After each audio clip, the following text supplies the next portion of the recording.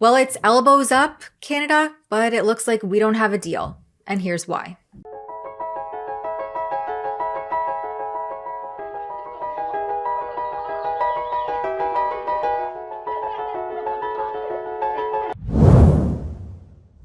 Prime Minister Mark Carney rode into office on a wave of hockey bro toughness.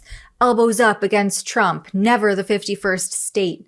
He sold himself to the public as this strongman banker who was going to stare down the orange menace and protect Canadian workers. And then nothing. Zero, zilch, a full collapse. As of the stroke of midnight on Friday, August 21st, we now have 50% tariffs slamming nearly $30 billion of Canadian goods. Carney has now suspended any further talks, has recalled the negotiators back to Ottawa, and announces that we'll match the tariffs dollar for dollar. U.S. Transportation Secretary Sean Duffy told Fox News on Sunday that Canada will come back to the negotiating table because the tariffs are so devastating and that we depend on the U.S. for our security. How do you respond to that? Look, when the Americans go to the negotiation table first with the right attitude towards our industries and a true partnership, of course we'll come to the negotiating table. Let's be clear. There is an existing arrangement between our countries and Mexico that works. It can be improved. There's ways to improve it, and we will work to improve it in ways that are to the benefit of Canadians, but also to the benefit of Americans and the people of Mexico. But an attitude at the negotiation table that Canada is a subsidiary of the United States, the Canadian industry is going to be disadvantaged relative to American industry, that we're going to set up terms so that over time, Canadian industry is going to face constant headwinds. That's not something we're going to accept. Those are brave words after the fact. And also, let's talk about that dollar for dollar line for a moment because it sounds tough, except when you factor in that the Canadian dollar is already substantially weaker than the US dollar. When the loonie falls further, which it has and will when tariffs formally hit, every imported American good gets more expensive for Canadian families and businesses in real terms. That is the quiet macroeconomic reality that makes the retaliation sting us harder at home. And the bigger practical problem is that Canada is a much smaller economy and far more dependent on the US market. Over 70% of our goods exports go south. So matching value for value doesn't hit them in the US the same way that it hits us in Canada. That's exactly why earlier Canadian governments walked back pure dollar for dollar talk and preferred more targeted hits that maximized American pain while trying to spare Canadian consumers. Carney's dollar for dollar pledge is just another tough sounding line that ignores how the asymmetry actually works in practice. And let's not forget that this is the same guy who promised Canadians he was the one who could handle Trump, the central banker with the global Rolodex, the tough negotiator. Turns out the elbows stayed firmly down when it counted. And even though no one elected him as Foreign Affairs Minister, somehow Ontario Premier Doug Ford manages to insert himself into Canada's international affairs at every turn. You sound a little more subdued than you did this morning on the radio when you said Donald Trump could kiss your ass. Did the Prime Minister tell you to ask you to tone it down a bit? No, he didn't. I'm not going to comment, but he wasn't against that. And I have a lot of real estate on my ass, so he has a lot of room to kiss my ass. So Well done. I just do. I'm a big dude. What can I say? Do you want to respond to these shots? What would you say to the president? No, I don't respond to a dictator like President Trump, a bully like President Trump. As I said before, he's the type of guy in school that would take your lunch money one day, take your toque off your head the next day, and then steal your running shoes. But I'm not going to take any advice off a guy that's the king of bankruptcies. And he's actually tariffing his own people, taxing his own people. And I'm going to make sure I communicate through the U.S. media. I'm going to be reaching out to every single governor, every single senator, and every single congressperson.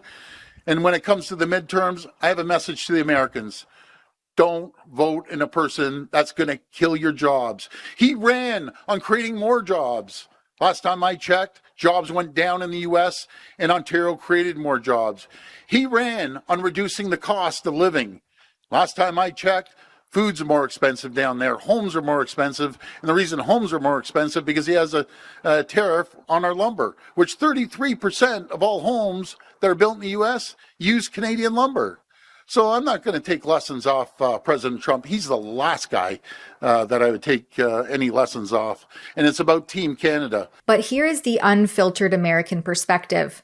Leaked audio from a private fundraiser in Southampton, New York, has Vice President J.D. Vance talking shop. This was at a private Republican donors event, not just J.D. Vance, but lots of senior Republicans were there. Now, it must be said, J.D. Vance said that Mark Carney was a very sweet guy before he frankly went on to ridicule the Prime Minister and certainly these talks. Let's have a look at some of the quotes from this private function. Mr. Vance said that Carney comes in and puffs his chest out and says, I'm going to out-tough Donald Trump. It's hilarious because Carney presents this as some victory for Canada when fundamentally, they climbed down on a lot of issues. And then he goes on to say, interestingly, but the quiet sort of behind-the-scenes stories is that this, random MP who's had a good relationship with us has been a pretty effective advocate. Now, that MP is Jamil Giovanni, of course, the Conservative MP. We know he's a very good friend of J.D. Vance. Notice there how he calls Carney a very sweet guy. Sweet, not fierce, not elbows up or any sort of warrior, just sweet. Meanwhile, opposition leader Pierre Poilievre has been hammering this exact point for months. The fact that there's no deal and concessions have already been handed over. The arguably bad digital tax was suspended and scrapped last summer. Carney's apparently almost begging premiers to put U.S. alcohol back on the shelves. Told by the Prime Minister that he wants us to put the booze back on the shelves. Without giving you details? They gave us some details, and other stuff they said they're still nailing down. So I wouldn't say that he was begging us, but what is a step before begging? So I get it from his perspective. Why does he want us to take the booze off the shelves? He's the one who got on the phone with Donald Trump, which, I don't think any of us want to be on the phone with Trump or in a photo with him. But there you go. Somebody has to do it. Thank you, Mark Carney, for doing it. And you can understand he got to a place where he can recommend a deal to Canadians. But I think for the rest of us, okay. Is the Prime Minister saying to the provinces, if you don't put the booze back on the shelves, we won't have a signed deal by the end of the week? Yeah, effectively. Yeah. And the controversial Gordie Howe International Bridge revenue is shared.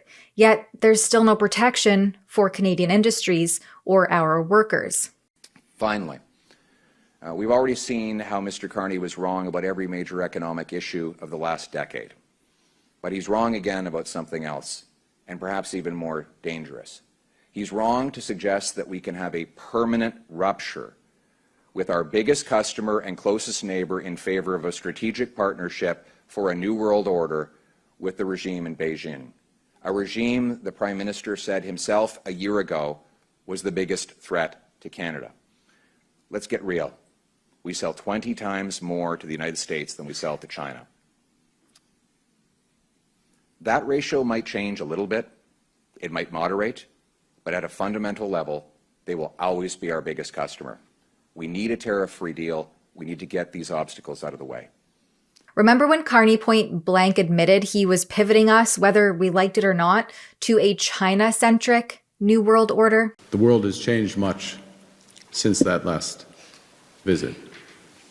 And I believe the progress that we have made in the partnership sets us up well for the New World Order. What did you mean by that? What is the New World Order? Well, it's a great question, Brian, because I think the world is still determining what that order is going to be. And let's be clear what we're talking about first and foremost, which is what is going to govern global trade? What is the role of the WTO going to be? How important are bilateral deals such as the one we're developing, plurilateral deals, if I can use that term, Trans-Pacific Partnership,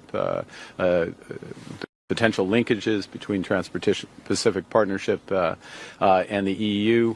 Where is financial regulation, payment system regulation going to fit into that? All of these aspects, I'm going to use a fancy word, like the architecture, the multilateral system, that has been developing these is being eroded, to use a polite term, undercut, use another term. It's clearly no secret that the Liberals admire China's basic dictatorship, and they're willing to rupture long-standing democratic norms to pursue their ideological 2030 emissions targets and net zero agenda. There's a level of admiration I actually have for China, because their basic dictatorship is allowing them to actually turn their economy around on a dime and say, we need to go green as fast as we need to start, investing in solar. All while Canadians are left in the dark. We don't know the exact details of where the trade talks fell apart.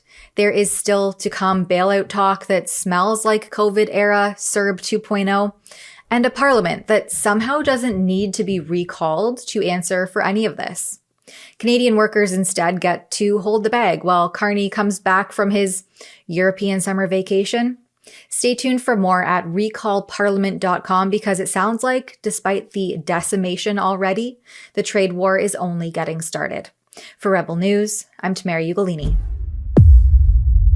Recallparliament.com is our latest campaign calling on the government to get back to the House and get back to work for Canadians. If you agree, sign our petition and follow along for updates at recallparliament.com.